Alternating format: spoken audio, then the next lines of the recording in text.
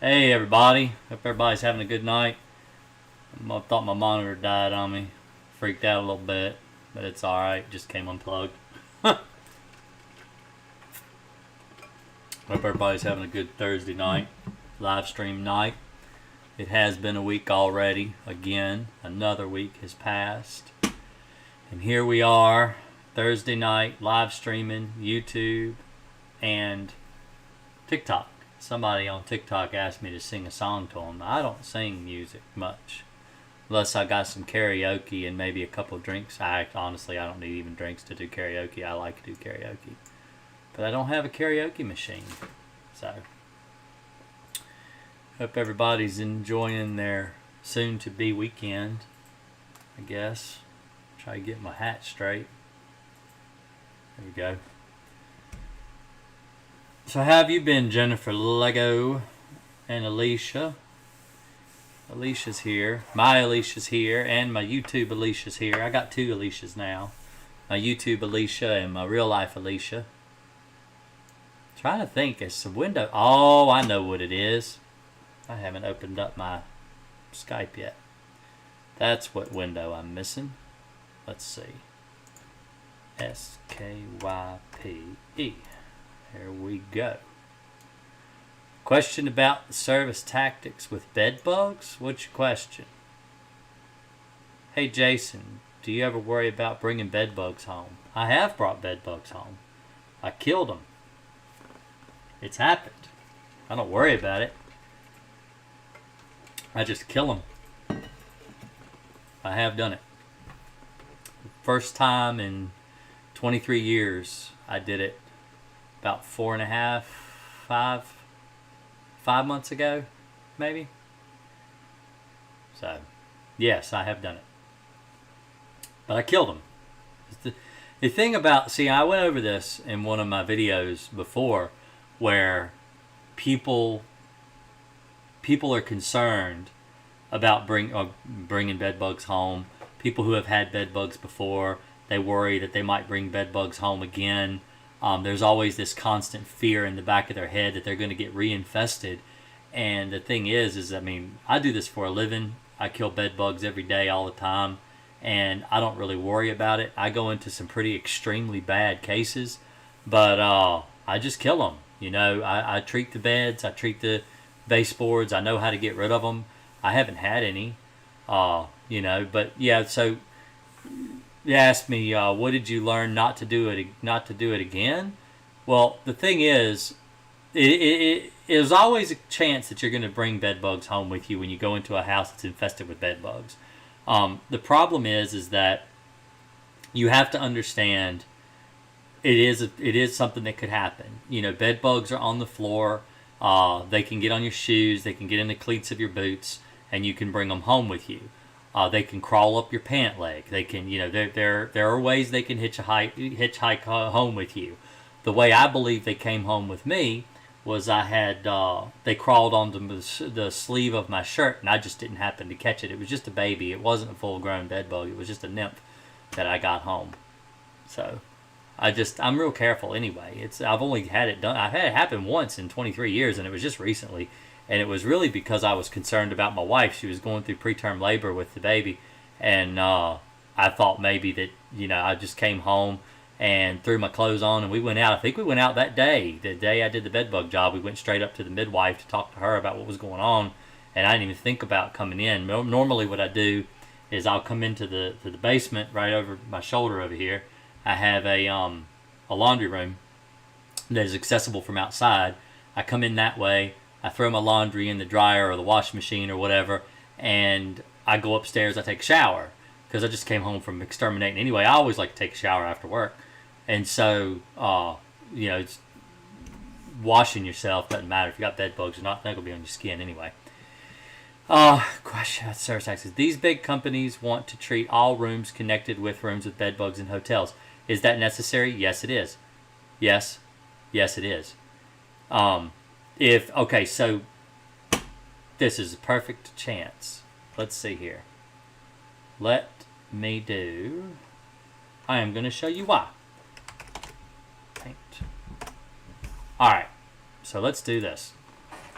Drawing with Jason. Okay. So let me show you why you want to do when you're treating a hotel room. You got, let's say you got your hall here, like this. All right. And you've got a room here, and a room here, and a room here, and a room here. Now we're looking at the top. It's not the best picture in the world.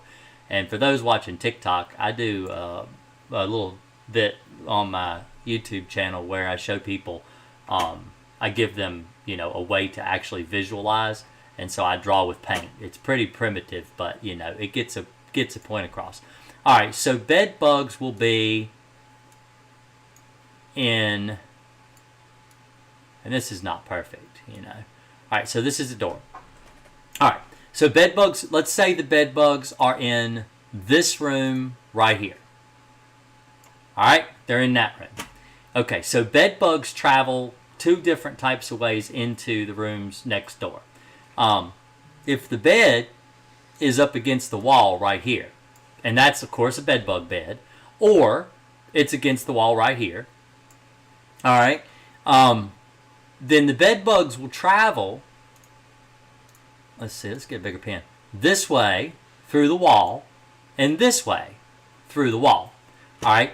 If you're not renting this room, this is the bad room, you know, this is the bed bug room, all right? We color it all red, danger, danger, red, danger, danger, Will Robinson, all right? That's the room the bed bugs are in.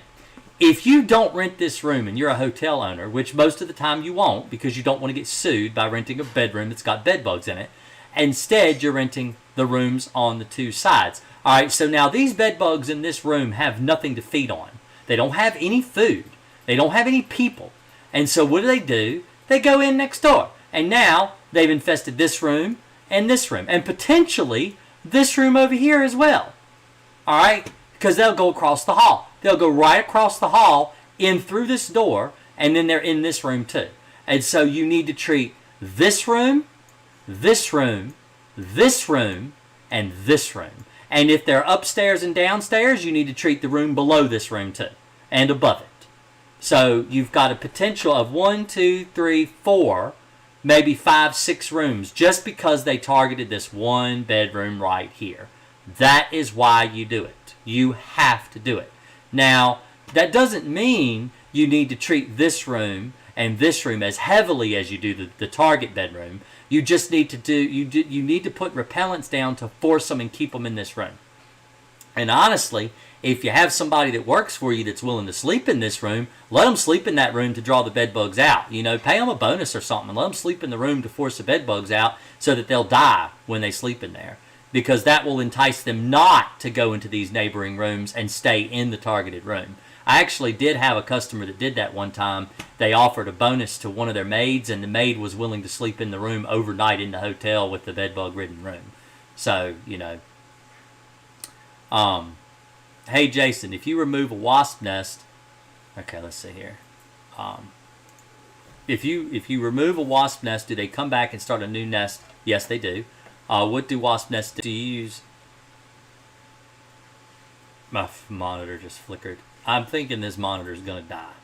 The monitor I'm looking at, it's got my camera on it right now, I have had for probably 15, 16 years, and it acts like it is going to die tonight.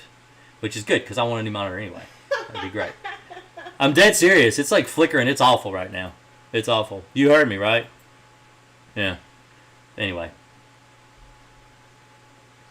Well, I mean, Pepper's Farm, that's a dedicated maid. Well, you know, the thing is, she was paid to stay there. They gave her a bonus. It's not like she didn't get paid. You know, I get paid to go into houses that are infested with bed bugs. There are a lot of houses I would not go in unless I was paid to do it. There's some pretty horrible houses, I mean, heavily infested houses that no one in their right mind would want to go in, that the people that live there don't even want to be in there. So, you know, you'd have to pay somebody. What is a really good pesticide I can use outside for fleas, ants, mites in California?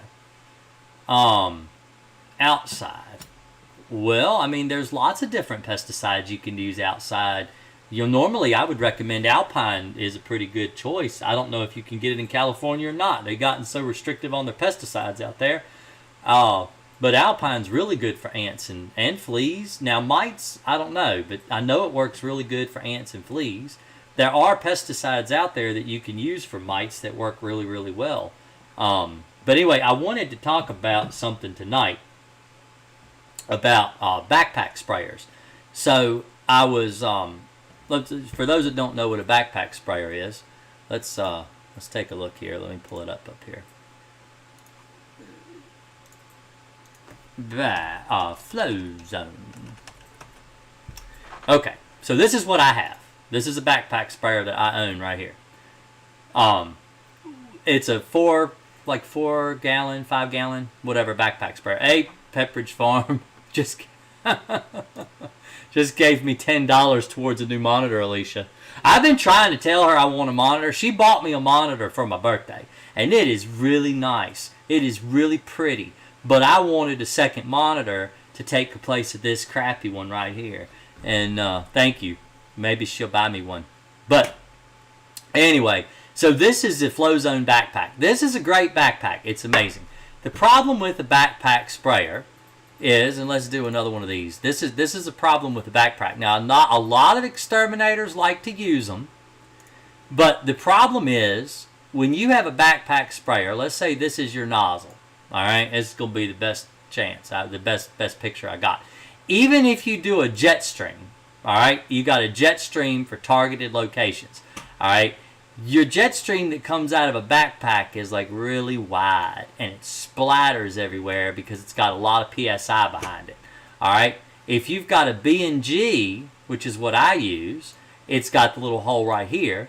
It shoots a pin stream, and I can hit a housefly off of the wall with that little pin stream, and it's not going to splatter near as bad as the Flow Zone will, and it's not going to make as big of a mess. But a lot of these exterminators like to go out and use this because they feel like more is better, meaning more pesticide is better. But the problem with a backpack is that they let loose so much chemical. All right, so let me tell you why I bought a Flow Zone. I do not use a Flow Zone for pest control. I use a Flow Zone for termite work. So this is exactly 4 gallons.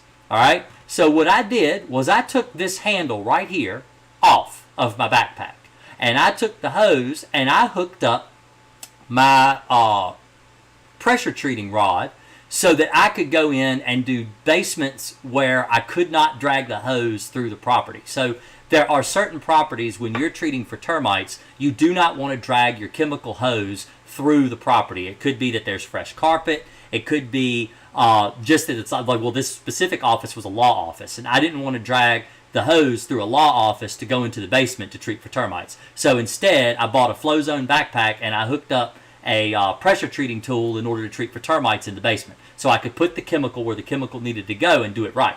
And so that's the only reason I bought it. I bought it solely for termite work. That's what I use it for. I use it for basically, mobile termite work. Now the problem is that it's only 4 gallons. So you have to take it out and refill it and bring it back, take it out and refill it and bring it back. And it's a lot of hassle, but it saves you time and money if you figure you don't want to ruin somebody's carpet. You're an insect killer, not a stain killer. And so that's why, I bought it. And so the reason I don't use it for pest control is because it's messy. It sprays everywhere. I would never use this inside a customer's house. And for the same reason I don't use it outside is because it splatters. It does a good job. It puts the chemical out.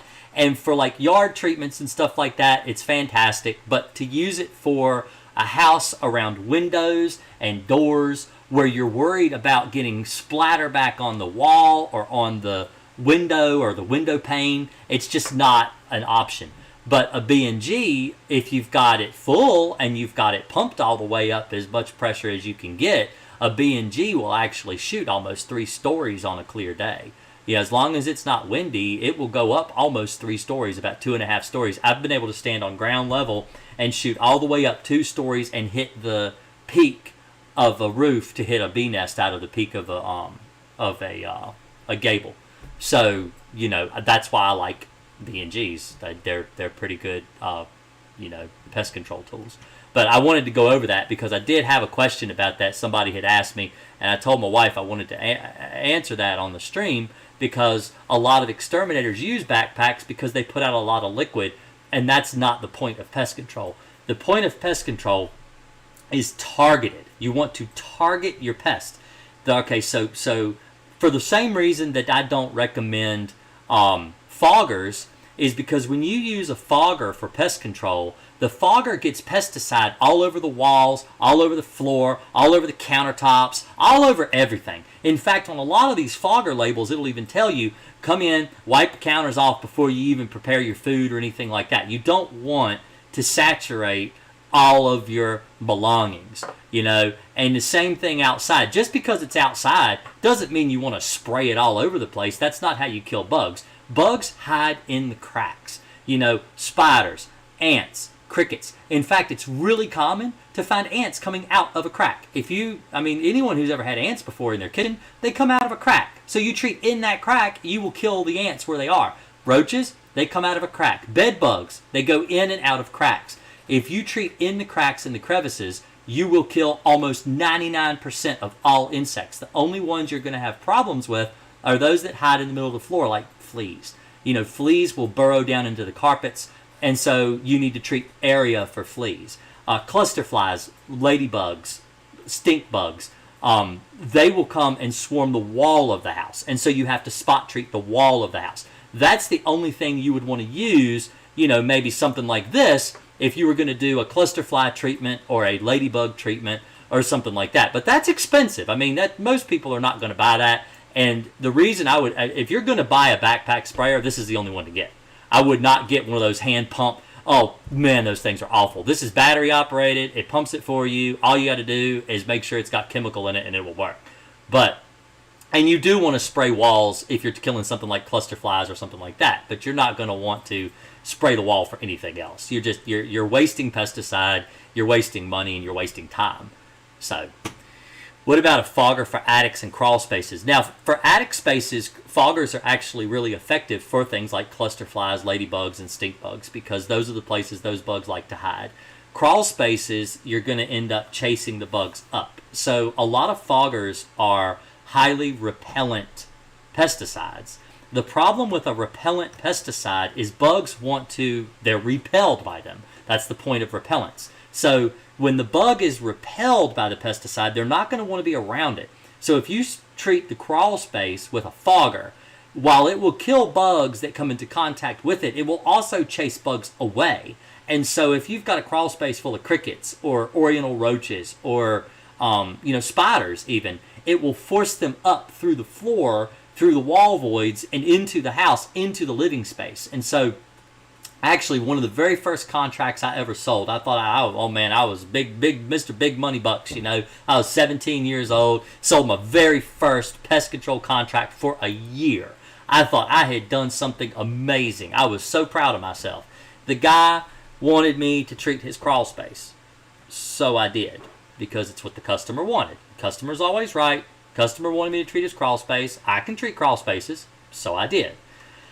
That night, he called, and he told me on the phone that he thought I had gone in his house and released oriental cockroaches, but he just called them cockroaches, that I had released cockroaches out of my pocket in his house. Now, there were cockroaches under his house. They were underneath his house. He had oriental roaches. I asked him, I said, well, were they alive or were they dead? And he said they were all dead, but they were all over the floor, and he didn't appreciate me bringing cockroaches into his house, which I've got bugs up here. Okay, I got bed bugs up here. I've got a little tube like this right here. I got bugs. Now, I don't go taking bugs and releasing them in people's houses. I don't do that. That's crazy. I don't want no live insect in my pocket. Okay, I'm not going to do that. But the guy claimed I did, fired me, didn't want to keep the contract. I didn't make him. But, the thing is I chased him up from the crawl space. I did tell him that there was the possibility of chasing bugs up from his crawl space if I treated it, but he still wanted me to do it because he wanted the most for his money. So I don't recommend treating crawl spaces unless it's for termites. There are instances where you need to treat crawl spaces. If you have an ant problem, like carpenter ants or acrobat ants, odorous house ants. A lot of times they will hide in crawl spaces around floor joists, around insulation and stuff. And sometimes you need to get under there and dust them. I wouldn't fog them. I would dust them. What do you recommend for a wasp preventative? Anything. The most ridiculous comment I've heard all week? Which one? I'm not sure what you're asking, what you're saying there, Jennifer. What product do you recommend for wasp preventative? Wasps, okay, so the problem with a preventative pesticide for wasps is that most synthetic pyrethroids will repel a wasp or a spider or ants or whatever. But the problem is that most synthetic pyrethroids are only poisonous to bees within the first few days. After that, you're not really going to kill a bee. A synthetic pyrethroid is a man-made duplicate of a pyrethrin. A pyrethrin occurs naturally in chrysanthemums, marigolds, and other types of trees and flowers. The synthetic pyrethroid is basically what they've done is they've taken the molecule of a pyrethrin and they've changed it just a little bit and enhanced it to last longer. And so it's so similar to a pyrethrin that to a pyrethrin that wasps and bees and stuff are virtually not even affected by it, unless you spray them on contact or it's within the first 48, 72 hours of treating. It will kill them, but after that you're really not going to kill wasps. So usually I recommend using a neonicotinoid, like a Alpine or something like that for wasps on the eve, as long as it's not over flowering plants or anything like that. Releasing roasted. Well, so I knew a guy one time, Jennifer, it's funny, that actually used to carry swarming termites in his pocket. Now, he would carry them in something like this. And he would go out and he would find a stump in, this time of year. It's termite season right now. You go out and you break open a stump and you can find swarmers. And he would take them and put them in a little cup like this. And then he would take them in a house and he would release them in people's window and sell them termite work. So people have done it. It's not that exterminators haven't done it before. I'm just not one of those people. I'm not going to go and release bugs in somebody's house. I wouldn't want someone to release bugs in my house. But I don't think most exterminators would either, but there are some that do. They give a bad name to the rest of us. The problem is you've got these exterminators that are dirty, that have dirty tactics for sales like that, and it gives a bad name to all of us.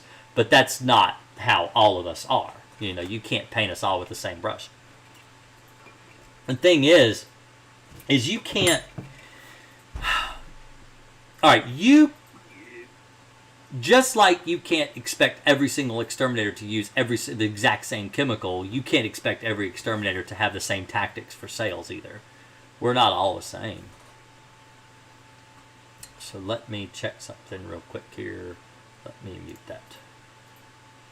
There's so much work out there right now. I don't need to do that. No, exactly. That's one of the things. There are the market. All right, the pest control market is saturated with exterminators. There are so many exterminators around, but there are more people that aren't exterminators than are. There is plenty of work out there for us exterminators to not even have to compete. I don't compete in the market. I don't, cut prices or anything like that. I just tell people, this is what I charge. Take it or leave it. But, there are other exterminators out there cheaper than me that are willing to do the job cheaper, but this is my price. There's plenty of work for everybody. I don't need to go taking someone else's accounts or anything like that either. There's plenty of work out there.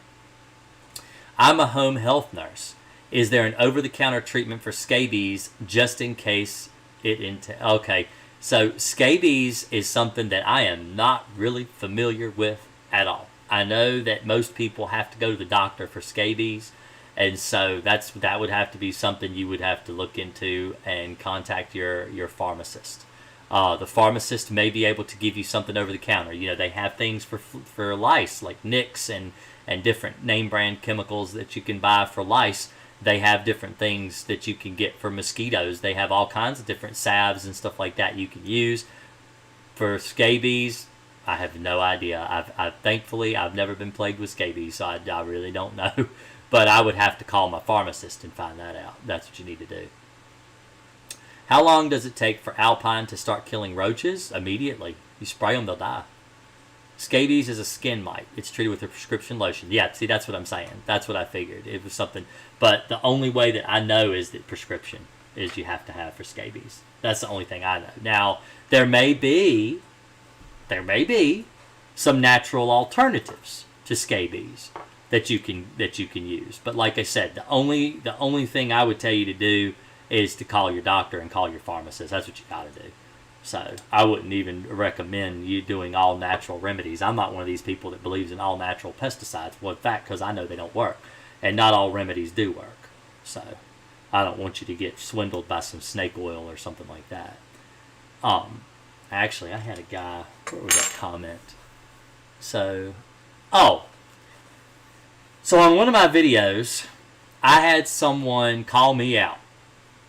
All right. It's on my alcohol video. I have a video that I did about alcohol and bed bugs. And the title is obviously clickbait. It's a clickbait title. Sometimes you just have to do that. Let me switch over here. And so we'll look it up myself. Let's see, what was it? It was, I guess search down here. Oh, by the way, if you're new to the channel, you should subscribe. Click the subscribe button. And we're up to 20.4 thousand. Let's see. It was the video on alcohol. So let's just search alcohol. All right, there it is. There's a video. So I have a video here called How to Kill Bedbugs Completely Using Alcohol. Be sure to watch till the end. All right. Now, there's a guy that left a comment on that video. Now, I'm not going to bring it up. I don't need to give him any kind of, fame or anything like that. But he left me a comment on that video. And he talks about how exterminators are just lying to you. They don't want you to use alcohol or diatomaceous earth because we're just out to swindle you. We want to sap as much money out of you as we can, so we basically bleed you broke. And that's pretty much what he said. Alcohol, there were 2 houses in Ohio back in, I think, 2018, that actually burned to the ground using alcohol to kill bed bugs. Alcohol is highly flammable even when it is dry. When alcohol dries on a surface, just because it is dry does not mean there is not a fume in the air that is flammable. Alcohol is extremely flammable. I don't recommend using alcohol for bugs ever. Now, if you've got, a sore spot or something and you need to clean a sore or something, maybe some alcohol might work. If you're trying to clean some electronics or something, maybe 97% alcohol is a pretty good thing to use. I use it myself as a solvent. It's a good thing for that. Not for bugs, because when you start spraying bugs and getting alcohol on your sheets, you don't realize how much of that residue is left behind and how much of that is actually flammable. That is why I made that video. I made that video because I don't want people to burn their house down. I read an article that was from out Ohio where 2 people burned their house down, and it concerned me, so I made a video on alcohol and why you shouldn't use it. Okay, so diatomaceous earth is a lung irritant. So it is an actual respiratory irritant. If you breathe it into your lungs, it can cause COPD, asthma, lots of respiratory diseases. And you'll say, well, I wear a mask when I apply it. That does not matter because dust is in the air all the time in your house. It is in the air. Just from walking through a room, you will stir dust up. And in your bed, when you lay in your bed every single night, you will stir the diatomaceous air up. You will breathe it into the air. It will get in the air. You will breathe it in. It is not safe. Okay? The reason I make these videos is not, how many people right now, show of hands in my chat, there are 19 people are living in Virginia. Just out of curiosity. Because that's the only place I am legally able to apply pesticides for profit. I cannot apply pesticides in any other state in the union because I'm only licensed in the state of Virginia. So when I tell you that I don't want you to do these things, I'm telling you because I don't want you to hurt yourself. I'm telling you because it's not effective and that it's not going to work. Now, I pinned his comment. So if you want to go and read that comment, you click that video and you read it. It's the very first comment. I pinned it. And the reason I pinned it is because I wanted people to read my reply. And I wanted people to understand that I'm not one of these people that's out to con you. I'm not out to take your money. I'm not out to steal from you or trick you in any way to try to get you to buy some kind of product from me, because I don't sell anything. Nothing that I have online, nothing that I recommend to people do I sell myself ever. All of the products that I have are affiliate links. So on Amazon, if you go to my Amazon page, which is right here, there's my Amazon page. It says right here, Green Acres Pest Control earns money from this storefront. All right, that means that they pay me a percentage, like a sales commission, for anything that you buy on my page. All right, that's a sales commission. Now, I will admit, I don't need the money from a sales commission on Amazon. I have this here because I want you to be able to find the products that you need so that you know what to use, because I talk about them on my live streams. I talk about them in my videos. I got over 400 videos on YouTube. Every one of them talks about something that I've used before in the past. I want you to be able to find what I use, because before I had Amazon, Amazon's only been up maybe 2.5 years. Before Amazon, I was getting calls all the time. I mean, my work phone, this is my work phone right here. All right, my work phone would ring off the hook all day long from people from YouTube wanting to know, how can I find this? How can I find that? And I'm not rude. I'm not just going to hang up on somebody because I'm busy. I did a couple times. But the thing is that I'll tell them. I try to tell them. But it's easier to just give them a website and say, here's a link. Go look. All right, so that's why they're there. Now, if you don't think the information that I give you is valuable, and you don't like what I have to say, you absolutely don't have to buy anything from me. I'm not asking for your money. I said Pepperidge Farm comes in here and gives me like $10 every single week because he or she or whoever it is. I just know they make great sausage and crackers and cheese. But the thing is that I just do this to help. I just want to help you. I really do. This is like one of the highlights of my week. My wife will tell you there are days where I am tired. I'm tired today. And I'll tell her, I don't want to do a live stream tonight. I'm just so tired. But I do it anyway. And when I get on here, I get to talking and sometimes spend 2-3 hours on here just talking about bugs. And so I have a really good, and then I talk to her and I say, this was just the best thing ever. I'm glad I did get on here and talk to people. So do you do houses in Richmond? I do for bed bugs. So statewide, I do bed bug work. I'm cheap. I'm more expensive. I mean, it's expensive. It's expensive to have to drive all over the state of Virginia for bed bugs. That's the way it is. Cheaper than other exterminators, it's still pretty expensive. Because if you've got to pay me, like it takes me, 2.5 hours to get to Richmond, Alicia? Yeah. Yeah, so if I got to travel 2.5 hours, I have to charge extra because it's like 5 hours total driving time. Then I have to do the job, and it's just a lot of work. And so, but I do. And the reason I started doing long-distance bed bugs in Virginia is because someone called me someone commented on one of my videos, I think it was one of my first videos, and asked if I went to Falls Church. And Falls Church is near Arlington, and it's like 3.5 hours from me.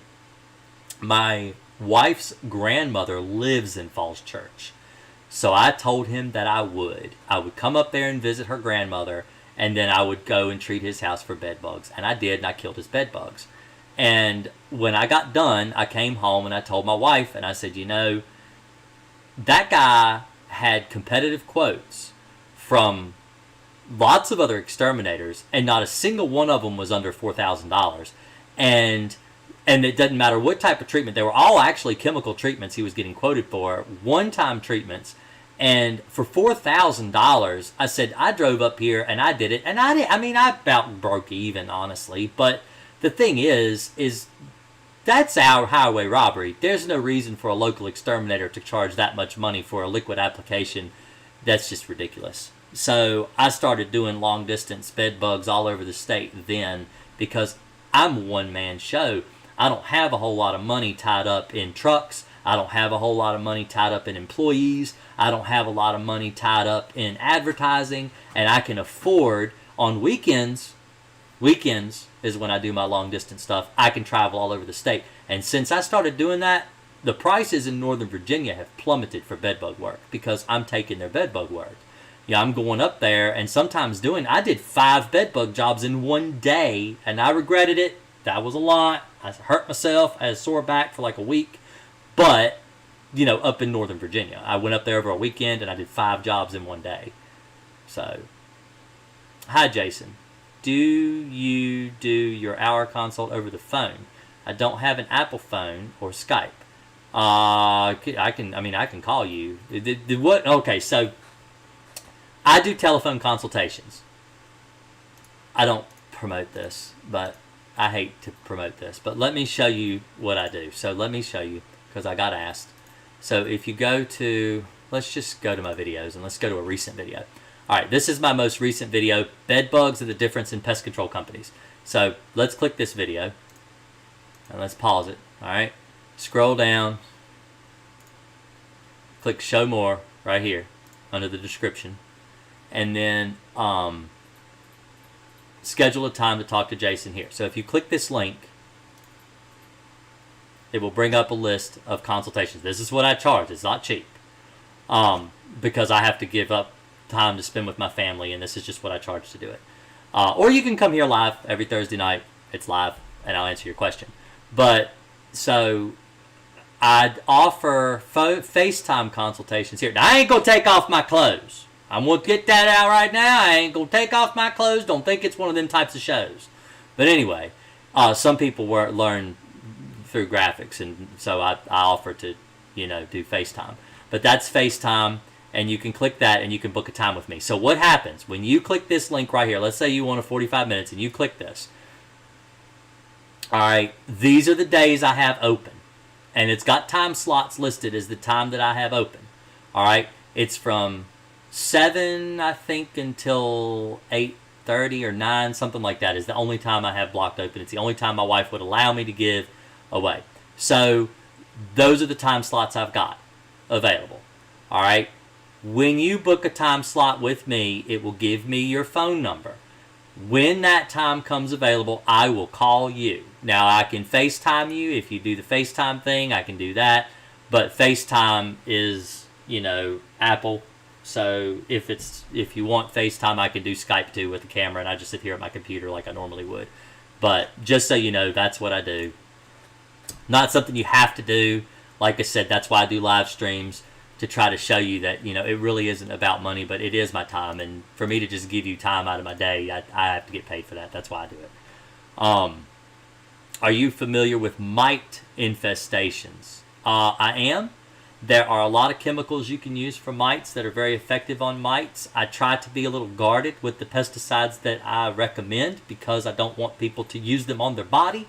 I did have a guy from New York call me one time, said he was spraying his body down with pesticides, and since then I have to be real careful what I tell people to use.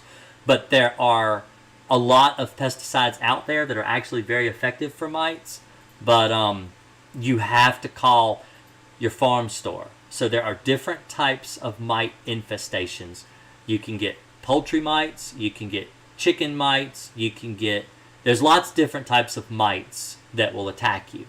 And so typically, they're usually from animals that live around outside your home, like chickens or birds, okay? If you have chickens, poultry mites can live, I think it's like 9 months without a meal from a bird. But they'll get in the house and they'll bite you, thinking that they can get a meal from you even though they can't, and they'll bite you. So that is something that I would recommend.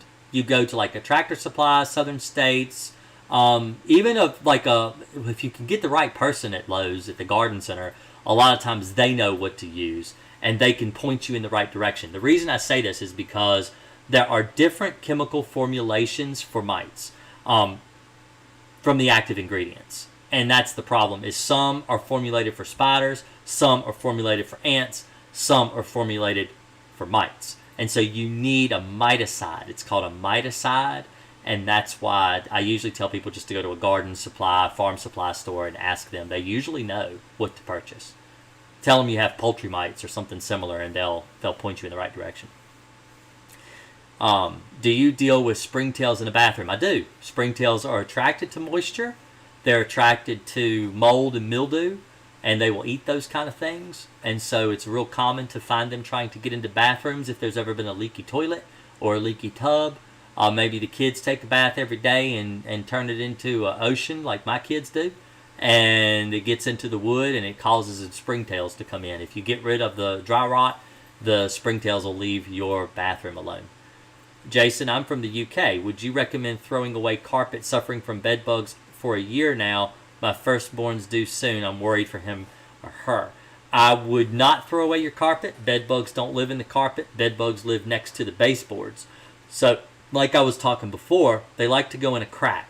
So where the carpet meets the wall, let's see. Let's use this. This is my son's DS. Alright. So there's your floor. There's your wall. Alright, there's your carpet. So right here, where the carpet meets the wall, that's the spot the bed bugs are going to be. They like to be next to the baseboards, next to the shoe molding. They like to live there, not underneath the carpet. Like fleas. Fleas will live in the carpet, not bed bugs. Hey, I love watching your videos. I took your advice about using Crossfire for bed bugs, and it really helped. Also, recently, I've been using some Advion gel bait for roaches, and it's been working. Great. Yeah, Advion's good. Advion, Vendetta, both of those are really good baits. How do you find out what is biting or itching if you don't see anything? There are lots of things that could be itching you that aren't even bugs. Usually, I would recommend you go to like a dermatologist and get a biopsy or something of the area. Maybe figure out maybe a skin sample or something, because you can have mites on you that you cannot see unless it's under a microscope. And so that's a possibility that that's what's bothering you. If you're actually getting welts and bumps, it could be fleas. A lot of times you will not feel the flea bite until right after it's bitten you and already jumped off. And so when you look down, you got a red spot, you got a bug bite, but nothing's there, because the flea bites you, jumps off, and then it starts to itch, and you realize that it's got you. Could mice bring in bed bugs? No. Mice don't bring in bed bugs. Mice bring in fleas, but they don't bring bed bugs. Bed bugs can be brought in by bats. Bat bugs are akin to bed bugs, so that happens. But not mice. Not mice, not dogs, not cats, not groundhogs, not raccoons. They don't bring bed bugs. Crossfire is not available in the UK. Shipping cost is expensive. I know. I've got a video that I did for people who live other places that you can't get Crossfire, and it's starting to get that bad in this country too. So, oops, wrong window. So if you go here and just search Canada, there's one, there's one. So these top three right here, I would recommend watching these. In fact, let me do this. And share, copy. There's one. That's easy. I'm lazy, so I just assume everybody's like me. Maybe you're not lazy, but I am. And so I like when people copy and paste links for me. So I'm going to do that. There's another one. And this one. Yeah, see, I'm in Walmart. That one. And this one. There you go. How do you treat for big-headed ant infestation? Well, first you have to insult them to hurt their IQ so their head is smaller. What? Oh, sorry. What? Nothing. Did you need me? No. Okay. Efficient, not lazy. No, I can be lazy. When it comes to links, I'm lazy. How long does Crossfire last unopened? A couple years, probably. As long as it's kept in a cool, dry place. Do you recommend Sterafab? I'm currently fighting bed bugs in my apartment for months now. I do not recommend Sterafab for bed bugs. I do recommend Sterafab for mites. If you have birds living outside, let's say you have a bird nest on your porch and you realize that the mites are coming from the bird nest.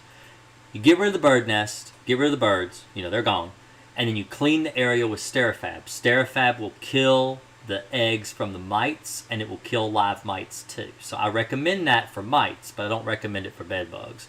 Sterifab is something that's used very commonly in healthcare. On beds, those rubbery beds that they have patients, like especially like in ER, OR, different places like that, and you're laying in a hospital bed. A lot of times they're made of like that rubber, like latex, and they'll wipe them down with Sterifab. In that instance, it's great. But on an actual bed that's upholstered, I would not use Sterifab. It's not going to be effective. It's basically the same thing as rubbing alcohol. The main ingredient in Sterifab is denatured alcohol. So that's mostly what it is. I take my socks off. My feet are hot. I get hot feet. I'm very hot natured. I like to wear it. See, I got this cool. It tastes like freedom. I got this short sleeve shirt.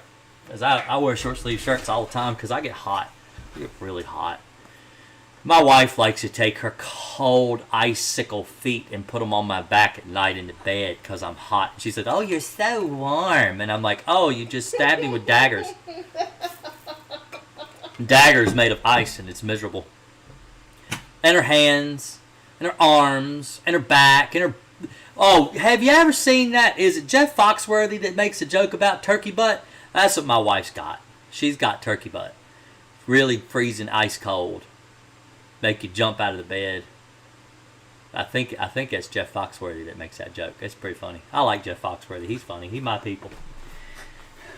Anyway. So there's 27 people in here. Drop a like if you like the video. If you think the information's valuable at all. I would appreciate it. Let me see here. I'm going to try to listen to this, but I don't want it to broadcast over my mic. So let me mute this real quick. I had a voicemail.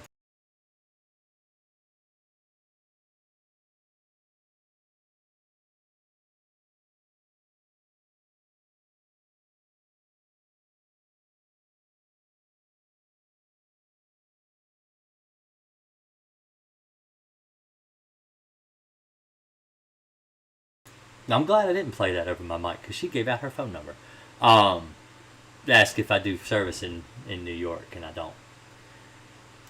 So somebody had called and left me a message on my Skype, but I don't do service out of my state. So, that's one of the things that I laugh. I can't help but laugh. Honestly, I'm a lighthearted person. I try to joke. I try to laugh at everything. No matter how bad situation you get in, I feel like if you can laugh about it, it makes it easier to deal with. And I read comments. I read every comment because I have to approve. So if you see a comment on my video, I've approved it. I'm trying to be professional. I've been doing this forever, and I just don't want people to get bad advice from videos. And so I approve all comments. This is communism in here, but no freedom of speech. But no. But anyway, I approve negative comments. I approve positive comments. I approve a lot of negative comments. But I read them, and a lot of them will like to say, like I was talking about earlier, they like to say, well, this guy's just mad because he's losing business because you guys aren't buying his stuff or whatever. But honestly, I can't work for anybody outside of the state of Virginia. I had a lady contact me the other day, wanted me to go to Kentucky. I'm like, I don't go to Kentucky. I can't go to Kentucky because, I can drive to Kentucky. I can vacation in Kentucky, but I can't service Kentucky. Not legally. So, I'm not licensed in Kentucky. What do you recommend for mosquito control? You go like this. Now to get it. But if you've got mosquitoes, typically I recommend treating around soffits, windows, doors, under bushes like boxwoods, holly bushes, dense bushes. Let me think. Some other places. Porches. Try to get rid of any standing water in the yard, and that will help. That'll help a lot. Can you tell if my tree has termites? The branches are brittle, break off easily. It might be another type of disease. Trees get lots of diseases. It could be something like that. Usually the way you tell if a tree has termites or not, or any wood at all, is there will be dirt in the wood. They actually make little dirt tunnels. So, let me see. I think I've actually got... Let's see if I can bring it up on my iCloud. Because I had pictures of termites that I had just taken this time last year, because it reminds me of that stuff. Let me see here. How do I do this? My albums. Well, that's not going to help. That's the bedbug pictures. You want to see some crazy bedbug pictures? I'll show you some of those. Can't find termite pictures though.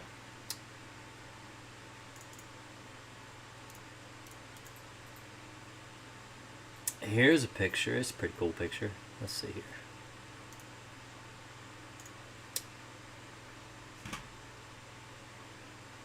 Oh, that's a bedbug. I took that picture. That's microscopic. That's under a microscope. I have a microscope that takes pictures. And let's see. There's another picture of the same bug. They're dead. But see the hair? See, they're hairy. They're real hairy. But that's a bedbug. Let's see. I've got... If I search to do this right here, this is some crazy stuff right here.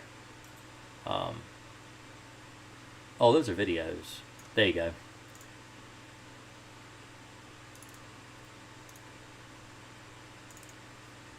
Now, this was a job that was actually turned down by 2 other exterminators.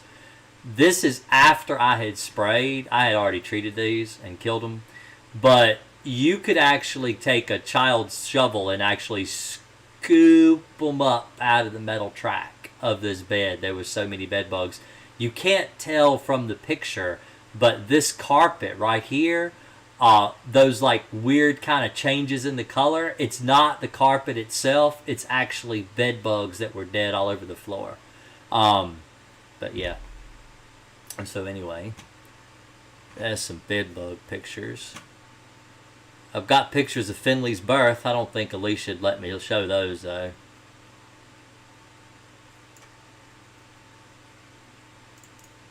I'll show you some pictures. Let's see here.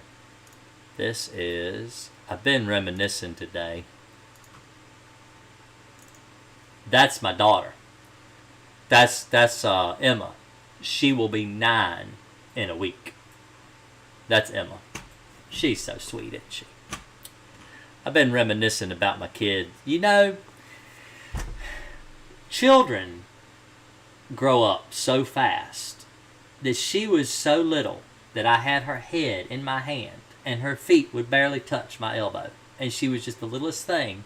And now she's almost 9 years old. 9-year-old child. Children are just... They just grow up so fast. It's crazy. It's crazy. Anyway. What do... sorry. Can you recommend a microscope? Actually, I got a pretty cheap microscope. I wonder if I've got my bag down here. I don't. It's in the car. I have one that I carry with me. It actually plugs into a USB, and it works through Bluetooth, and I can pull up... That picture was taken on my iPhone. And so you can actually... Bluetooth sends the pictures to your iPhone, and you can take pictures of it. It's pretty cool. What do you do for exterior if it's pouring rain and the foundation is wet? If it's pouring down rain, I come back later. But if it's not, if it's just mildly drizzling, the thing is, all right, so a lot of people will treat around the foundation of a house, and that's a good place to treat for bugs. But if you treat up around windows and doors and places, there are ways that you can treat for bugs that you don't need to treat the ground. You can use granules and stuff on the ground. It just depends on how wet the ground is. Like, what was it, yesterday? Or today? Today it was misting in the air. And it was a little damp outside, but it wasn't like pouring down rain. people, I mean, it was raining off and on, but it wasn't pouring rain, and you could easily do a pest control treatment without even hindering the pesticide at all. And so I did that today. Now, if it's thunderstorms and downpours, I will reschedule the day, or maybe wait until later in the day. In the summer, a lot of times you get your downpours in the afternoon, and so if you start early enough in the day, you can avoid rain. So I just want you to know how much I appreciate your lives and videos. Oh, well, thank you, Michelle. Do they look like rust on the bed frame? No. Bed bugs are big. Bed bugs are good size. I mean, well, they're rusty colored. I mean, there's some. There's so. I need to get some new bed bugs. But see, I'll show my TikTok. There's some bed bugs in there if you want to see what they look like. So, yeah. I keep bed bugs because I'm weird. I'm real odd. It depends on the granules, Kevin.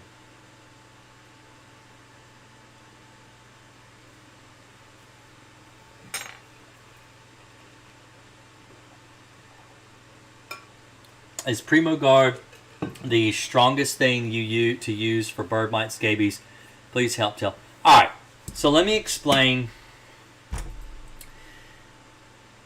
So I've already gone over bird mites and mites. Scabies, I can't help you with that. I can't. I don't have an ability to help you with scabies. You got to go to the doctor. But mites are... Okay, so mites, permethrin is a very good, effective pesticide for mites. For bird mites, spider mites, clover mites, all kinds of mites. The problem is, I don't use Talstar. The problem is that the mites are the pesticide. All right, so pesticides are formulated. Let me show you. It's easier. It's easier for me to show. Well, let's close these pictures. A label. All right, let's show a label. Let's permethrin. If I can type today. Permethrin label. All right. Not all labels are the same. Okay. This is permethrin CS, controlled released insecticide. All right. For use in and around apartments, calf hutches, calving pens, parlors, campgrounds. See, because chicken houses, and the reason they have it labeled for that is because it helps with parasites for chickens and things. All right, permethrin. It's 23.6% active ingredient. Okay, it tells you about the PPE and all the stuff you have to do. You have to wear long sleeves, shoes plus socks, chemical resistant gloves. You know, all that stuff you got to wear. Okay, there are other types of permethrin. So if you let's look at another label.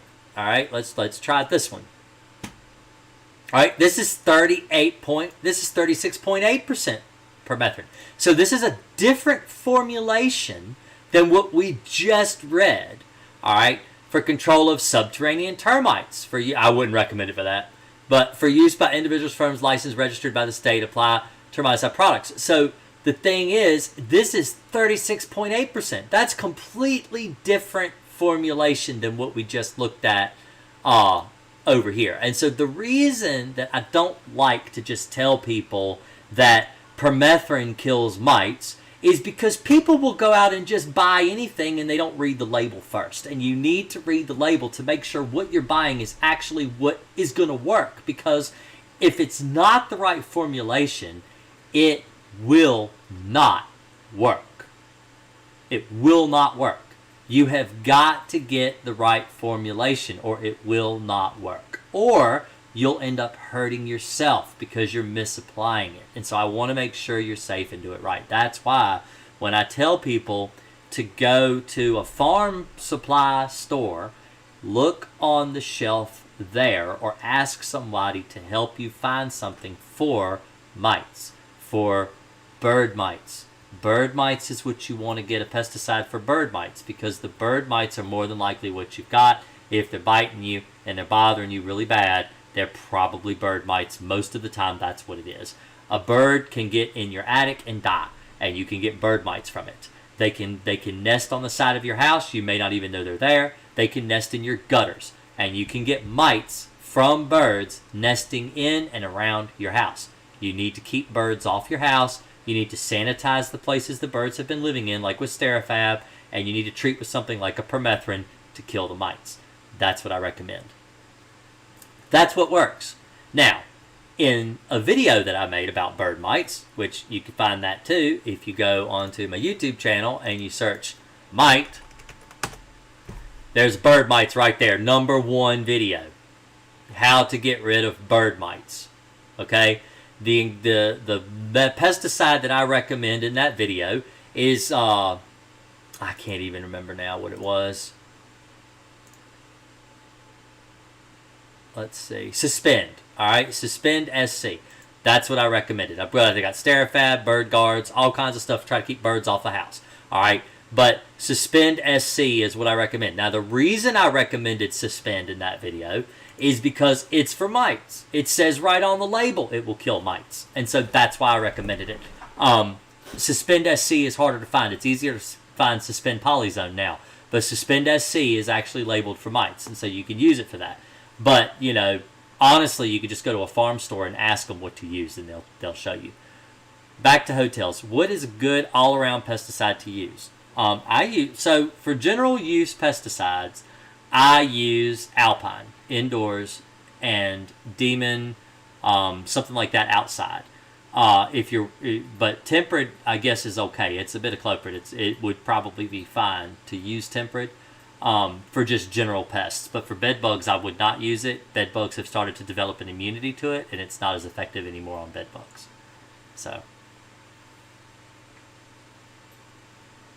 So we've been here for 50 minutes now. Let's see here. Let's go back and there. And we got 24 people watching. 19 likes. Not bad. Hello, Green Acres. We appreciate that you share your experience. Thank you. From New Jersey. Well, you're welcome. Thank you for watching.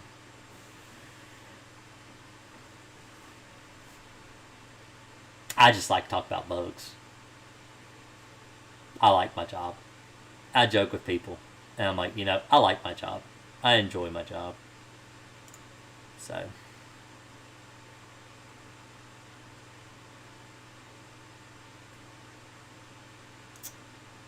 Let's see. What are these pictures? I'm going through family pictures now. I like looking at pictures of my children. Got lots of children. I love kids. Kids are great. Kids make life an adventure. A true adventure starts with children. Is Alpine new? No, Alpine's been out for a while. I've had it for years. I've been using Alpine for a while. It's not really new. It's a neonicotinoid, but I like it. It's expensive. I just like it. I made my mom watch your video on exterminators and explained what I was trying to tell her. Oh, is it the latest one, Jennifer? The one that you said you shared? Because I know you said you shared it.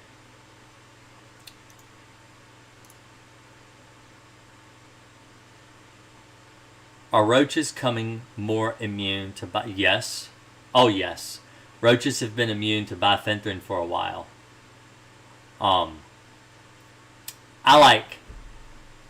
How did you start out in the industry?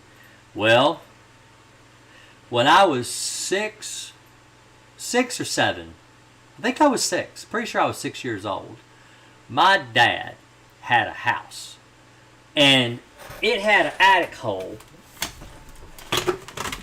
that big. That was it. All right? I had to go in that hole because he couldn't fit to go up in the attic. The woman had mothballs that she wanted to put out in her attic. So I went up in the attic and I put the mothballs in her attic. 10:30 that night, she called my dad and she said, I can't sleep. The mothball smell is giving me headaches. And yeah, Alpine WSG. So can you send your son back up there again to get them mothballs? And so I went back up in the attic and I picked up every mothball out of her attic that I could find, and she paid me a nickel for every one of them mothballs I picked up. And at the time, you could go to Winn-Dixie, and they had one of those nickel gumball machines. Winn-Dixie's a grocery store, and where you slide it, you put the nickel in, and you slide it, and you slide it back, and a gumball will come out. I thought it was great until they went and they raised the price. They raised the price. I thought you were asking me to do something, Jennifer. They raised the price of gumballs to 25 cents a piece, and I was mad. And I know why people are mad that the dollar store is now a $1.25 store. I know why, because I had them raise it up 20 cents on me, and I had a pocket full of nickels that I could no longer spend in the gumball machine. I was so mad. But that's how I got started in the industry. But a lot of the times I would do termite work where people couldn't fit in places. I was really small, and I could fit into a lot of tight places. I've been through a hole the size of a cinder block. I actually had a customer who had, it was a termite warranty that needed to be done. And so I crawled up under the house, and I was checking for termites. And the place where the termites were active before was all the way up towards the front of the house. And a groundhog had been living under the house, and it had used the bathroom all over under the house. And once I crawled through it looking for termites, I said, there's no way I'm going back. There's a vent missing, crawl space vent. I'm going through that hole. And it was the size of a cinder block, and I went right on through it. So it was, yeah, but I've been doing that since I was a kid, pest control. So, but my son, Rory, he started with me when he was 8, helping with termite work. I'd go into the house with him, and I was teaching him how to do it, but I couldn't fit all the way under there. A lot of these houses around this part of Virginia, especially up in the mountains, like around the Peaks of Otter, there are houses that sit right on the ground, and the only way to get to where the termites are active is to go between the floor joists, and you really only have about, a foot, maybe 8 inches height. I mean, that's it. I mean, you can put your head in there, but that's all that's going in there. But a kid can shinny up between the floor joists and get to that wall, and so he did that.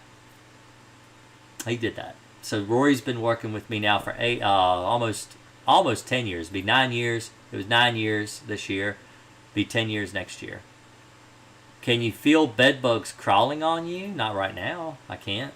Or do you mean like normally? I don't know. I've never had them crawl. I mean, I've had them crawling on me because I work. I feel them when they crawl on me when I'm awake. But I know that people have claimed they don't feel them at all. Happy St. Patrick's Day. What areas would be treated for bed bugs at laundromats? Around the laundry machines, around the tables where they fold and pull out clothes. On the, I would probably pay attention to the laundry carts. You know, people will take their laundry in black bags and they'll dump them over in those laundry carts and they'll wheel them around in there. I would probably check those real well for bed bugs. But those are the places I would stick to. I have found roaches in laundromats living around the seal. So, like, let's see here if I can find a picture of a washing machine. Let's see. All right. So it was all right. So let's say you've got a the washing machine. All right. Here's a washing machine. So in a laundromat, they're front-loading washing machines. So what happened to my picture here? What in the world? Samsung, get your stuff together. This is not a good webpage. All right, let's go with pictures. Let's see. All right, so let's use this one right here. So you've got this seal around the edge, a little rubber seal that's formed there to keep the water from leaking out. I opened the door at a laundromat one time, and their roach crawled out from in that seal right there. So roaches, bed bugs, stuff like that will actually live around that seal on the lip of the washing machine. And the dryer too. So, anyway, Samsung's got a horrible website. It just is broken. So broken. But anyway, let's go ahead and close that down. There's my page. Don't forget to subscribe if you like what you see. Amazon's messed up. Oh. Amazon.com/green shop/Green Akers Pest Control LLC. That's a lot of L's in a row. If you're a light sleeper, it might wake you when they bite. Maybe. But bed bugs do have a it's a numbing agent in their bite that is kind of like not an antiseptic, but what do you call those things? What is it? Hey, Alicia. Yeah, babe. What is it called when you use a numbing agent to give somebody a needle or something? Isn't that, it's not antiseptic. What's it called? Well, not like Novocaine. It's just a topical anesthetic. Is it anesthetic? Yeah. Like lidocaine. Like lidocaine, yeah. Like lidocaine. The typical one. Is something that they use. But That's it's like that. It's similar to that when a bed bug and a mosquito and a flea, when they bite you, they kind of rub the surface before they bite you with that spit, and that spittle is got that, so you don't feel it, so they can get away before you notice that they bit you. Your videos are wonderful. I always learn something new. Thank you so much. Well, thank you. I appreciate you. I like to learn stuff too. I've learned stuff from doing videos on YouTube. I've had people come in and correct me where I was wrong. And so I like YouTube. I think YouTube is a great place to learn. I long time ago rebuilt a Duster. I have a 75 Plymouth Duster, and I rebuilt the motor. Anesthetic. Yeah. So I'm not a doctor. I don't know these terms. Fancy. So you're fancy. I'm not that fancy. I got to run to use the bathroom real quick. So let me play some music while I go to use the bathroom. And I should get some water running music, because that would be pretty funny. But I'll be right back.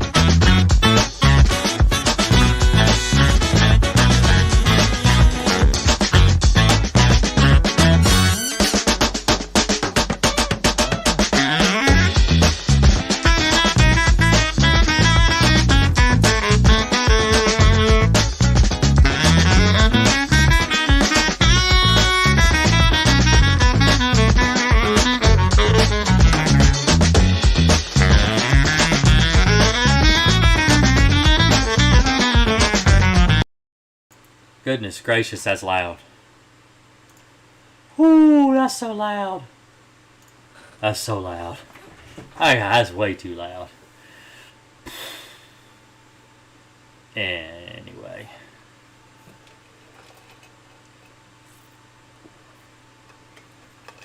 Alright, look. A lot of people stream. Alright?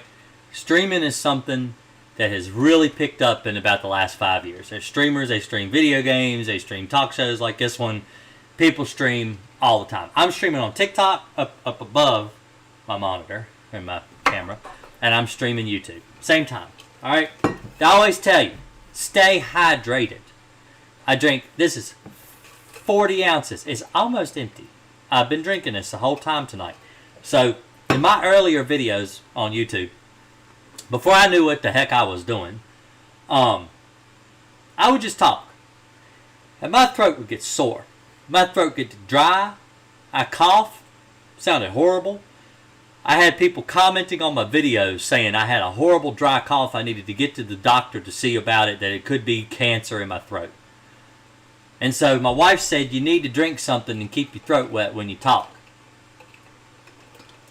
I don't cough no more. So I stay hydrated. Problem with staying hydrated is once you put it in, it's got to go out. And I drink a lot of water. So I had to pee. And I'm not one of these streamers that says, be right back. We need a break for a minute. I just say, hey, I gotta pee. I'll be right back. So maybe it's just my upbringing. That's how I am, maybe.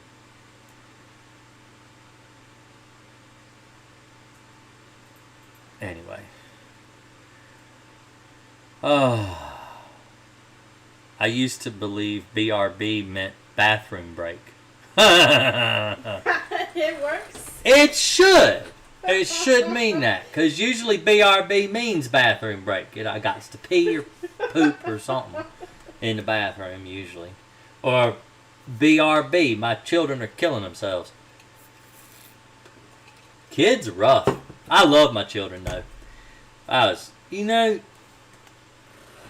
Let me get soft for a minute. My daughter was born in March 9 years ago. Alright? Facebook likes to remind me of the way my daughter used to look. And it was... my daughter was cruising at 6 months old. And she was walking and jumping on the couch, off of the couch, onto the floor at 9 months old. She was dancing in the living room floor a week before she was ready to turn 1. And I've got this video that Facebook reminded me. They were like, hey, remember this? 8 years ago, your daughter was almost 1 year old. She's dancing. Or 9 years ago. 8 years ago.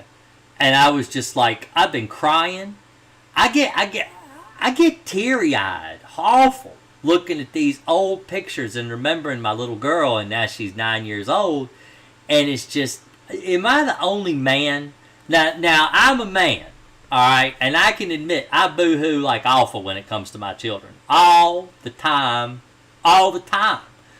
And I didn't used to cry at all until I had children, and now it's like emotional train wreck inside my brain, and it makes my tears come out, and I don't feel like a man. I feel like this wimpy little thing that can't handle his emotions at all. But my children wreak havoc on my emotions. And it's just like, it's awful. Awful, it's awful.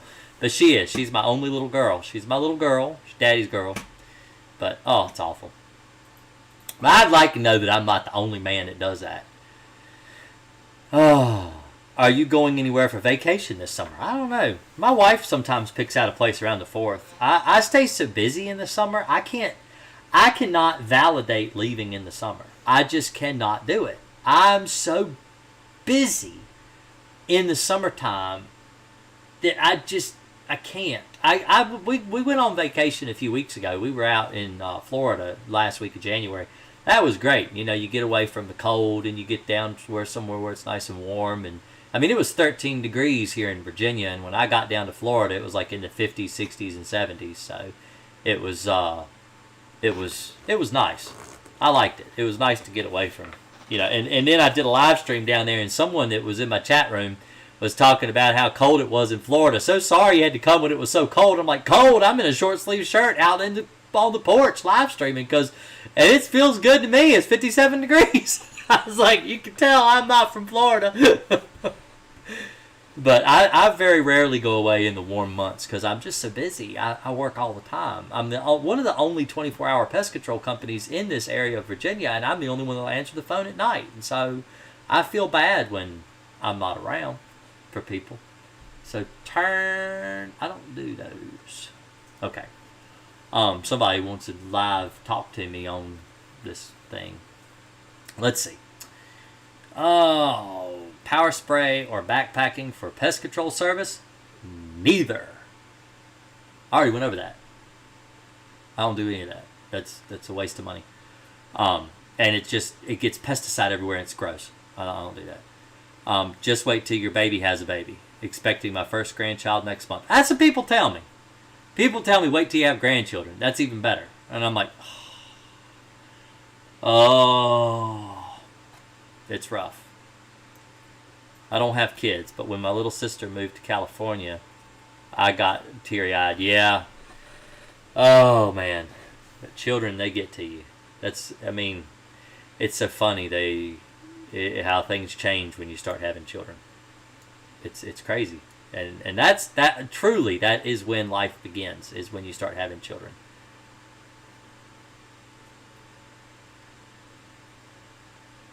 But anyway.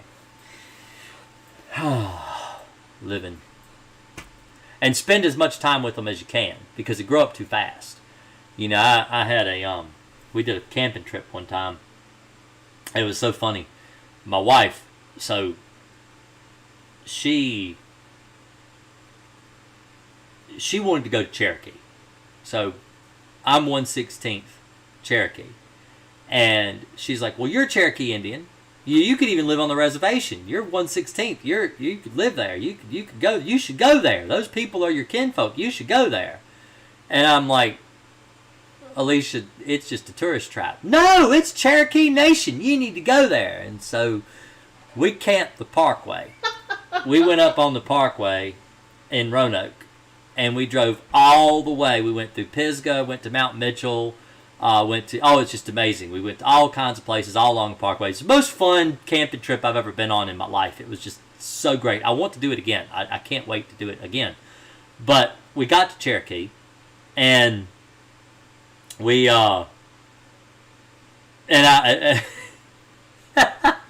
we went to Hardee's. Okay, now we had been camping for 5 days straight, and this was the first meal that I had that wasn't camp food in a week. And that was the most delicious hamburger that I had ever eaten. That's before I went vegan. This was the most delicious hamburger I have ever eaten in my entire life. It was a fast food burger from Hardee's. But Hardee's makes some good burgers. But we went to a store to get some authentic Cherokee merchandise. And I picked up this thing and I looked at it and I'm like, well, would you look at there? China has employed Cherokee Indians. Chinese have got, this is made in China. And it's authentic Cherokee merchandise, so it must have been made by Cherokee Indians in China. So, because it is. Anybody that's ever been to Cherokee, it's just a casino. You know, it's really not like what it was when the Indians were put there. It's just, you know, it's a tourist trap. It really is a tourist trap. But it was fun. The camping trip was the best part. And then we left Cherokee and we went up to where was it? What was that lake? Clater Lake, and we camped for a couple days there because I like Clater Lake. I think like some of our best trips have been our camping trips with the kids. Oh, camping trips are just fantastic because you really have no option but to spend time with your family, and it is the best time in the world. We always seem to have like these crazy adventures. Oh yeah, but that's what's good. That's what's fun. JL says, Virginia's lucky to have you. You pick up the phone at night, you know what you're doing, and you care. Yeah, I mean, I just like what I do. I love my job. It's not a job. It's not a job. It's not a job if you love what you do. You will never work a day in your life if you love what you do. I recommend people do what they enjoy. It makes a world of difference. I mean, I wake up in the morning feeling like P. Diddy. No, I wake up in the morning at like 5 o'clock, and it's hard to roll out of bed at 5 o'clock. But once I get going, it's great. It's great. It's my first stop. I'm like alive as I am right now. I mean, I'm awake. I'm ready to go. I drink coffee. Have you ever been to Hershey Park? Yeah, I've been there a couple times. You've been to Hershey, haven't you? Yeah, I've been once. Yeah. I haven't been out there since the stink bugs were released out there. Did you get your check for 2G? Well, I don't know what that is. After the live, you need to watch about half hour back. Oh. What kind of guarantee do you give on your services?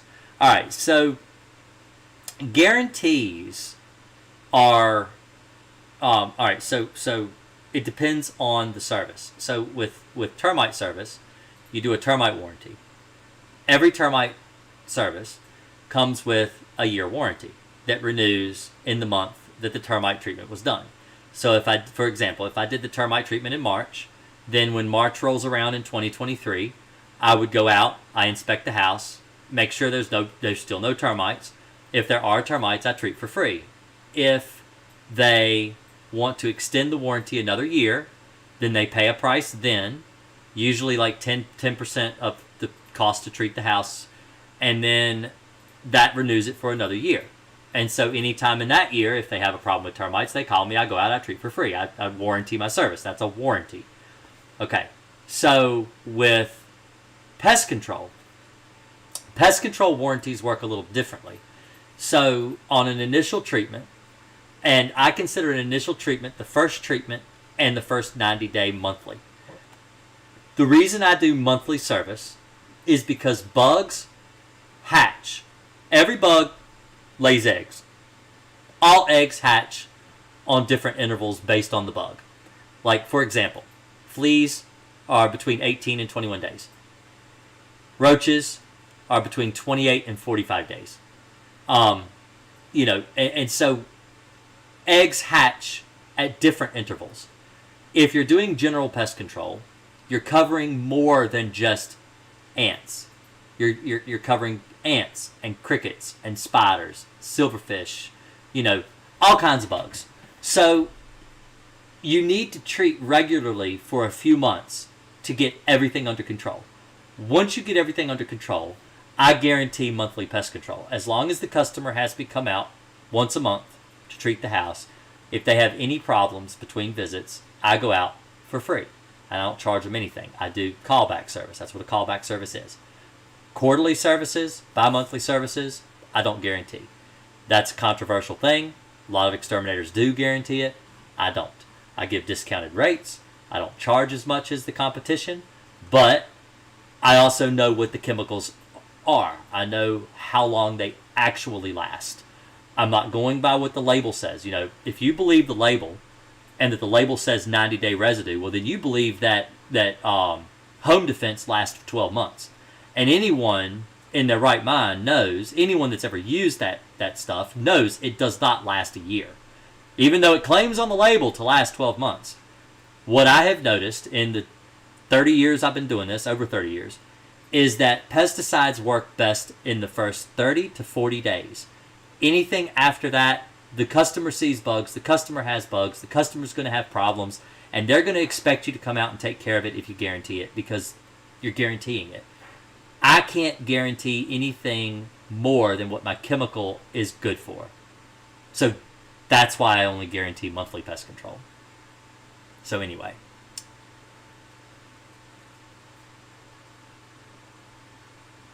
Okay, so the problem with my Cherokee heritage is not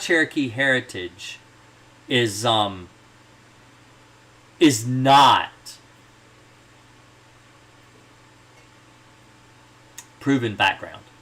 All right, I don't know how to say it. Genealogical, you can't prove I'm Cherokee Indian. Part of the reason of that, though, is because your great-great-grandfather Yes. or great-great-great-grandfather I know. chose Yeah. to stay So with his wife. Cherokee Indians, or most Indians, not just Cherokee, we're talking Sioux, all the different Indians.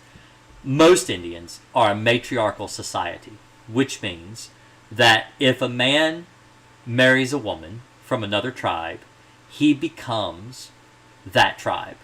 So if a Cherokee male marries a Sioux female, he becomes a Sioux Indian. He's no longer a Cherokee Indian. He pushes his heritage away to join with this other woman's tribe. That's the way it works. So my great-great-great-great-great-grandfather, whatever, he married a British woman. He's a full-blown Indian. He married a British woman. So he became British.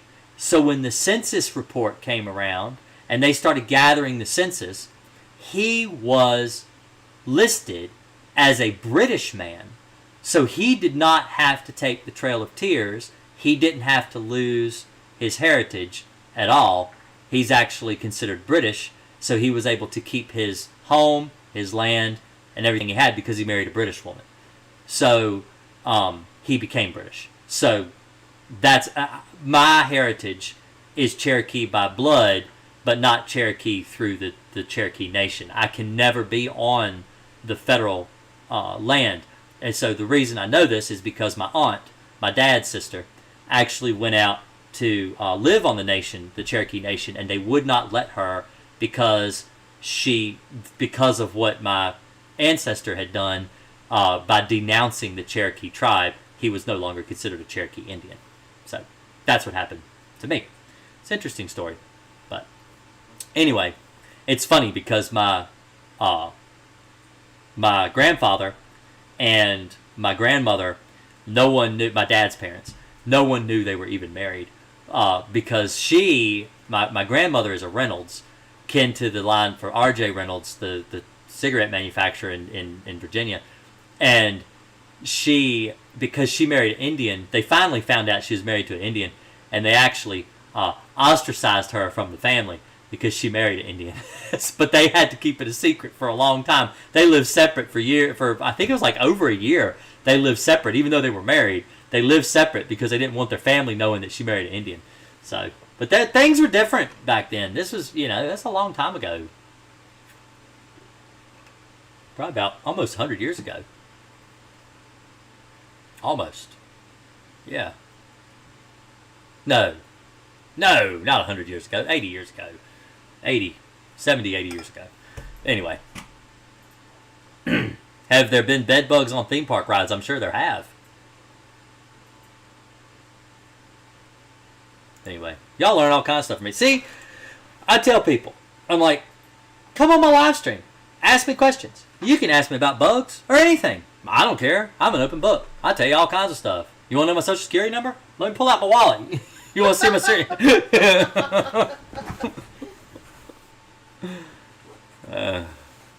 Tell you my life history.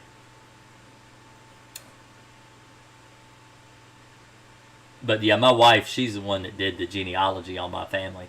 She likes to do stuff like that. And so she went in and searched a whole bunch of stuff, found out all kinds of things about my grandfather's family. It's so funny because the thing about Indian heritage is you can't really trace it that easily.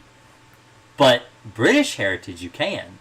And so because he married a British woman, you can actually go all the way down that side of the family. It's real interesting watching that. So, don't worry about it, Jennifer. It's not a problem. What kind of music do I like? I like AC/DC. I like both Nickelback and Creed. I'm just kidding. I really don't like them. I like the Monkees. I like Jim Croce. I like what's the other guy? Don McLean. I like Rolling Stones. Yeah. I like some classical too. So, I like lots of music. Lots of music. I don't care a whole lot for country anymore. I used to listen to country. I used to listen to like Brad Paisley and all that stuff, but I don't care a lot for country. I like Johnny Cash. Love Johnny Cash. Johnny Cash is just amazing. I love his music. And but I used to play a lot of music. I was in band when I was in school, and so I like to play music. How can bed bugs be mostly eradicated like they were when more toxic pesticides were being used? Prior to 1990, well, hey, DDT was outlawed in 76. Are there any other potent ones that could knock them down like they had been? Crossfire works really well. That's what I use for them. It knocks them down pretty good. If you ever visit New Jersey, visit Cape May. Alicia. Cape May. Yeah. You gotta look it up. How about the Eagles? I love the Eagles. Hotel California is a great song. Taking It Easy is a good song. I had their greatest hits. I actually saw Leonard Skinner perform live in concert. I like them. I like Kid Rock. I like, let's see, what's some other stuff? I like Biggie Smalls. I like 50 Cent. I like what's the guy's name? Snoop Dogg. Eminem. You know, I really am I like lots of music. I can sing pretty. I sing in the car. Somebody on TikTok was asking me to sing for them. I sing in the car. I play music and I sing in the car. But my favorite song, my absolute favorite song that I know every single word to, and I've been singing it since I was 7 years old, is American Pie by Don McLean. That's my favorite song. I love that song. That's my favorite. Shoot to Thrill is a good song. Yep, that's AC/DC.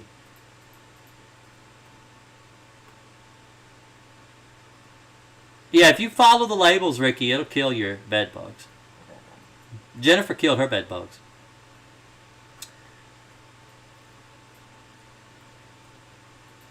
I mean, knock them down all the way, not just spraying with crossfire. Everybody's talking about music now. turned a bug killing stream into a music lover stream. I can't play the music on stream though because YouTube will hate me. YouTube hates people that want to have. They don't like fun. They don't like people to have fun. So you can't have fun on YouTube. Yeah, I remember when you could play all kinds of stuff on YouTube. I karaoke all the time. I love karaoke. I'll tell you when I sing karaoke. Every single time I sing karaoke, I sing It's Not Unusual. By who? Who sings that? You know, It's Not Unusual. Remember. Do what? I don't even remember. I can't remember. I'm tired. I sing it every single time. And I dance like a lounge lizard. I get up there and I give people a show. Now, my daughter, we went on a cruise. And my daughter was a year and a half old. And I had her in the backpack. Because I walked... People knew me as the guy that carried the baby in the backpack on the boat. By the time we were done with our cruise, everybody knew I was the one with the baby in the backpack and I sang karaoke to my baby. And so... Oh, I'm going to get to boo-hooing again. But anyway, I sang to her. I sang her, Do You Want to Build a Snowman from Frozen. I sang that, but I sang it in a girl voice. So that was pretty fun. Tom Jones, there you go. Tom Jones, love Tom Jones. She's a Lady, I love that song too. But anyway, yeah, I sang Do You Want to Build a Snowman from Frozen to my daughter on the cruise ship. And I sang it, Do you want to build a snowman? Like that. I did that, the whole song. My throat hurt horrible when I was done, but it was hilarious. Made people laugh anyway. I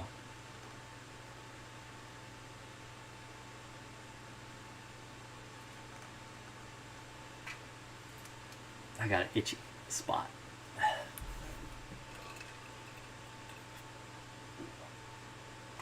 Oh no. I'm not going to do any kind of reality show. No, I would never do that. I don't care what they offered me. I wouldn't do a reality show. Well, I don't know. I take that back. It depends on the stipulations, but I think it could be fun. I feel like reality shows are just there to make people look like fools, and I just don't like it. I don't like the way that they portray people in those reality shows. I think if you were to film like your day and put it together, I don't want to do that. I think that'd be fun, but that's just so much work. I don't want to do that. I just don't want to do that. I don't want people watching me all my day and make me... You know, sometimes when you're driving in the car, and I just want to say this right now, sometimes when you're driving in the car, you got to pick a booger out of your nose and flick it out the window. And if I'm filming myself, driving down the road, picking my nose, I don't want people to see that. And that's the kind of thing that would be on the blooper reel of a reality show for Jason, the Bug Man. That is, or I'll fart or something, and you'll hear it. And it's just like, that's embarrassing. And that's all the stuff. Like, if you watch reality TV, It's always like the most embarrassing moments that a person can have in their life. Always. And it's embarrassing stuff. And I just don't like that. I don't want people trying to embarrass me. I mean, I don't embarrass easily. I just talk about picking my nose. I don't care. But I don't want it on national television. Tell us you're Southern without saying you're Southern.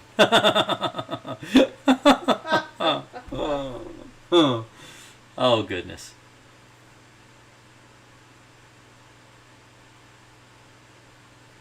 Okay, so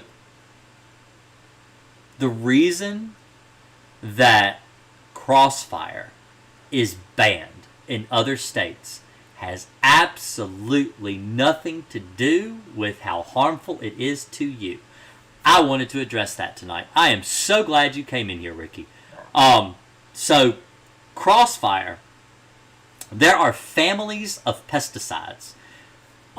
Chlorinated hydrocarbons, that's chloridane, lindane, those are chlorinated hydrocarbons.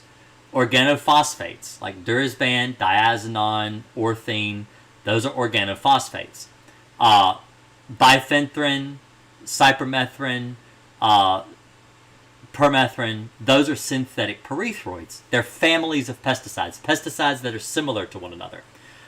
Then you have neonicotinoids. Neonicotinoid is like Crossfire, Alpine WSG, metocloprid. These are considered neonics, or neonicotinoid, but neonic for short. A neonicotinoid is highly toxic to bees, honeybees, yellow jackets, hornets, all kinds of bees and pollinators. It's very toxic to pollinators. And so a lot of states are blanketing the whole thing with, we are outlawing neonics. Now, they're not outlawing them completely. What they're doing is they're putting them under a restricted use pesticide. Now, restricted use doesn't mean it's illegal to purchase. It means it's illegal for them to sell it to you if you do not have a pesticide applicator license. So, like, for example, in New York, neonics are not illegal if you have a pesticide license. Your pest control technician can purchase Crossfire and apply it for you, but you are not allowed to buy it and purchase it and apply it yourself. So that's what they're doing. It's not that it's any toxic to you.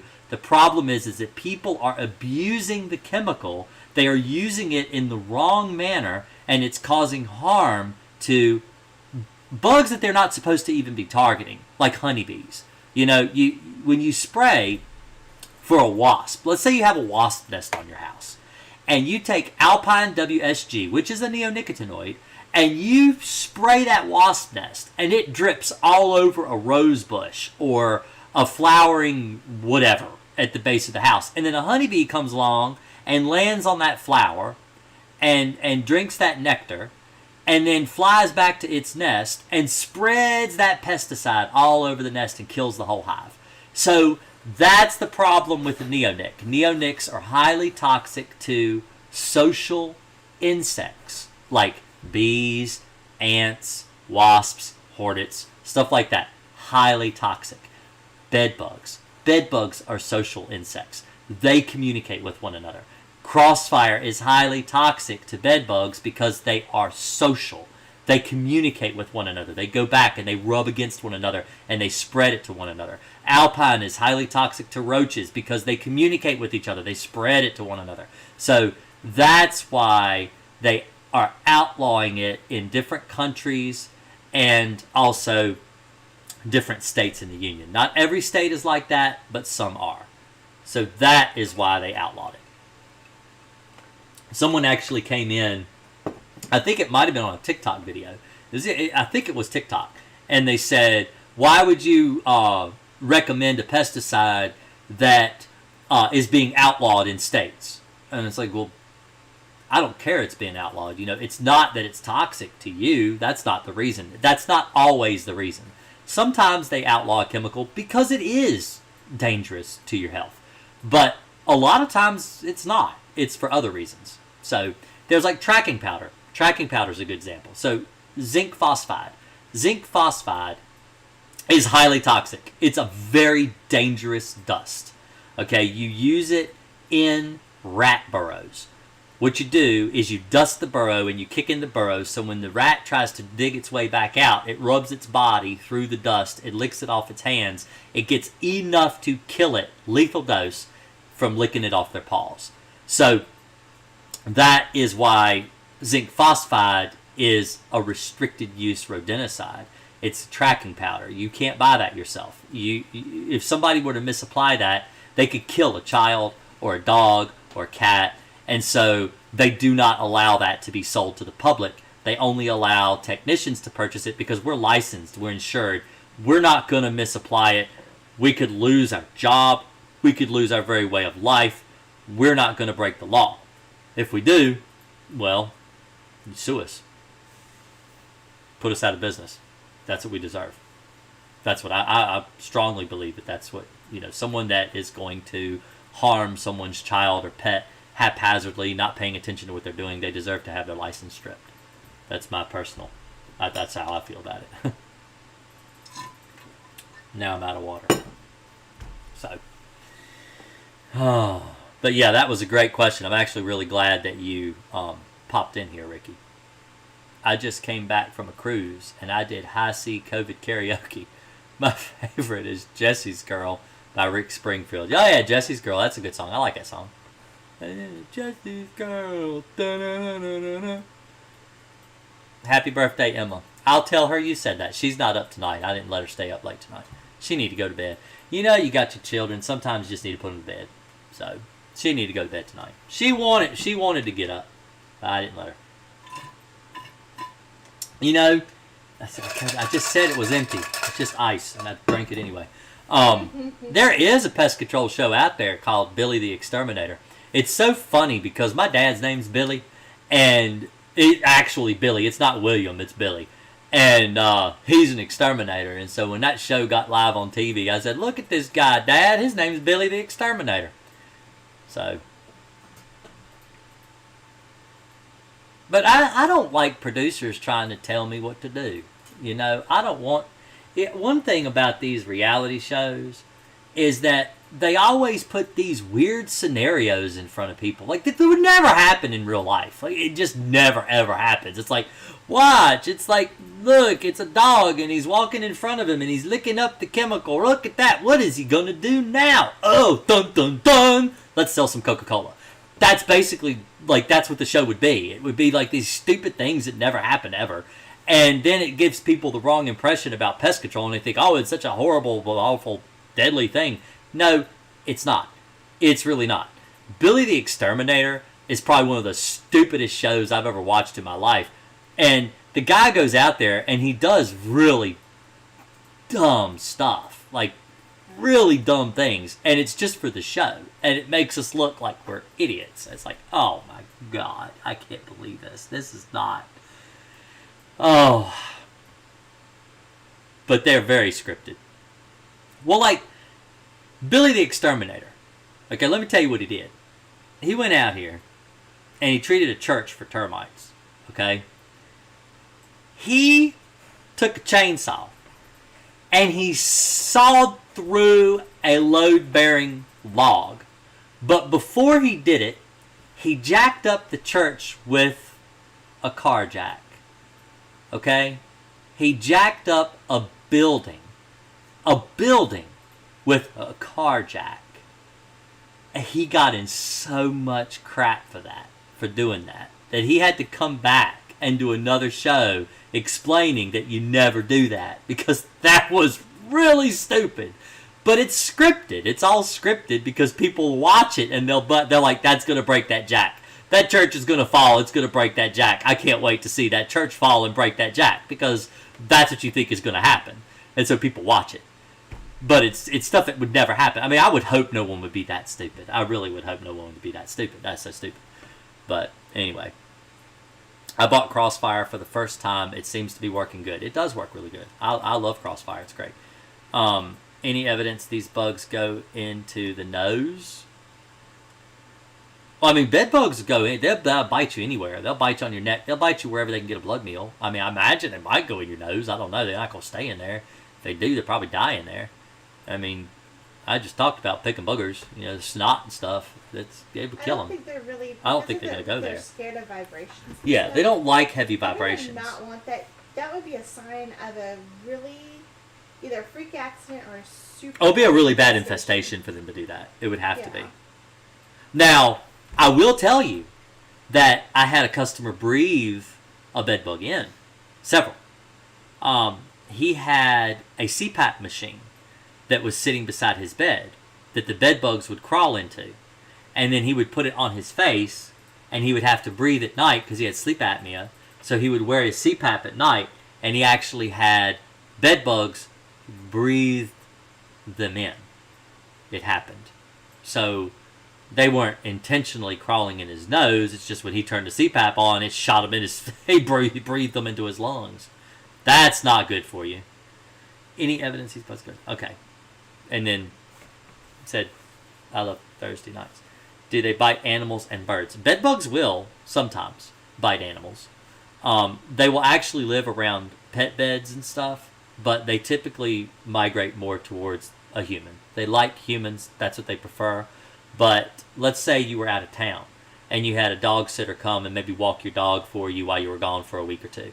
And when you come back, the bed bugs will be living around the dog bed because it's the only host they have. And so, yes, they will pick a dog when they have that as an option. They won't live on them. They're not like fleas. They don't live on the animal. They just live near the animal. Same with bats. They don't really live on bats. They just live near the animal. They do like lay eggs and stuff on them and stuff like that. Sticky stuff, because they'll fly with them and bring them with them. Oh, goodness me. I'm tired. I'm going to have to probably get out of here, say goodnight. It's been almost 2 hours. It's about an hour and 45 minutes now that I've been on live tonight. So I think I'm going to say goodnight. I think I'm going to head to bed. And I look forward to seeing you all next week. I don't really have anything planned for next week's video. So if anyone has any ideas for Tuesday, if they want to see me ramble on about something, then be sure to leave me a comment below or an idea. You could also go over, let's just see, let me show you this real quick too. So this is something that I do every so often. If you go to the community tab on my YouTube, oh, there's Charlie. There's my Charlie. You can leave comments here too, and I read everything. There's Finley. See, there's Finley. So now you've seen Finley. He's my most recent baby. You've seen Emma when she was a baby. And there's Charlie. He's 3. And let me see. I need to find a picture of Rory. Let's see if I can find Rory. There's a good picture of Rory. This is from... it's from a little while ago. Let me show that one too. There's Rory. So, that was... when was that? That's 2 years old though. He's changed quite a bit. He grows a full beard now. So, anyway, y'all have a good night. I appreciate it. Sweet dreams, and don't let the bed bugs bite. Okay?